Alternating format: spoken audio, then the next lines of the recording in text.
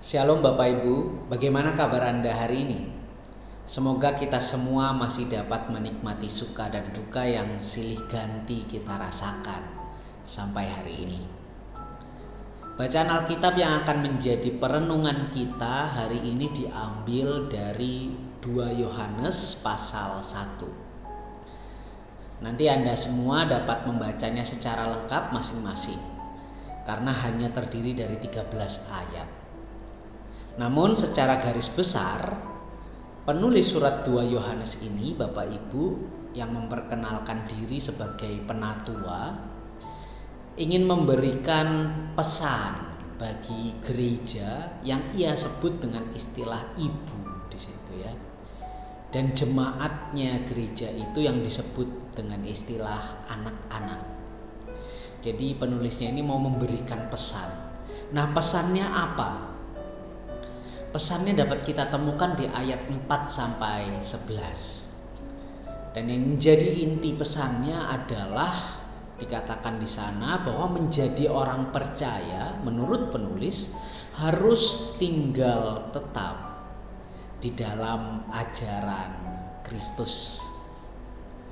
Sebagai umat percaya, tinggal di dalam Kristus dan memegang ajaran Kristus adalah hal yang sangat penting menurut penulis. Bahkan ia mengatakan di ayat 9, mari kita baca. Setiap orang yang tidak tinggal di dalam ajaran Kristus, tetapi yang melangkah keluar dari situ, tidak memiliki Allah. Setiap orang yang tidak tinggal dalam ajaran Kristus, ia tidak memiliki Allah. Bapak, Ibu, dan saudara sekalian, kehidupan beriman itu semestinya bisa kita hayati seperti sebuah biang lala atau kincir ria. Ya, kehidupan beriman Kristiani semestinya dihayati layaknya sebuah biang lala. Biang lala tuh punya kabin-kabinnya banyak. Nah, itu tempat kita duduk di dalamnya dan menikmati biang lala itu berputar. Nah, kabin-kabin yang menjadi tempat bagi para pengunjung itu tidak akan bisa berjalan, tidak akan bisa berputar jika kabin itu tidak menempel pada poros biang lalanya. Nah, kalau menempel pada porosnya, maka kabin-kabin itu dapat berputar, dapat berjalan, dan kita bisa menikmati pemandangan dari ketinggian. Nah, demikian juga ketika biang lala itu sedang berputar, kabinnya sedang berjalan, pada satu titik misalnya kabin itu terlepas dari porosnya biang lala itu, maka kabin itu akan terlempar dan tidak akan dapat berfungsi lagi.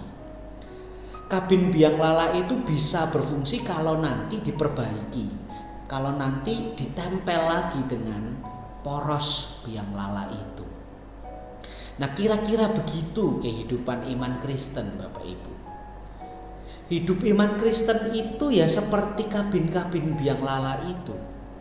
Kabin kehidupan kita tidak akan mampu berjalan, tidak akan mampu berputar jika kabin kehidupan kita itu tidak menempel pada sang poros, yakni Allah Tritunggal itu. Demikian pula ketika kabin kehidupan kita sudah berjalan misalnya, lalu satu ketika kabin kehidupan kita itu terlepas, kita memilih untuk melepaskan diri dari sang poros kehidupan itu, memilih untuk lepas dari Allah, ya maka kita tidak akan bisa berbuat apa-apa.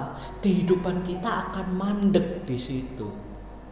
Seperti kabinnya biang lala tadi. Kalau melepaskan diri dari poros, maka kita tidak mampu berbuat apa-apa. Kehidupan kita akan mandek di situ. Dan pesan yang sama pula yang dapat kita tangkap dari bacaan Alkitab kita hari ini. Penulis surat ini mengingatkan kita bahwa setiap orang kita, jika kita tidak tinggal di dalam ajaran Kristus, maka kita tidak bisa memiliki Allah. bahwa setiap orang yang melepaskan diri dari Allah sang poros itu, maka ia tidak akan mampu berjalan, maka ia tidak akan mampu berkehidupan kembali. Mengapa bisa begitu? Ya karena hanya sang poros itulah yang memampukan kita berjalan. Hanya sang poros itulah yang memampukan kita berkehidupan. Karena ia adalah poros kehidupan. Tanpa poros kita tidak bisa berkehidupan.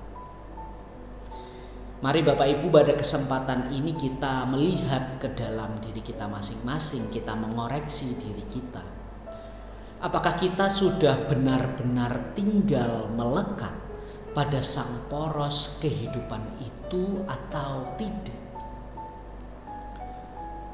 Mari kita merenungkannya. Tuhan memampukan kita. Amin.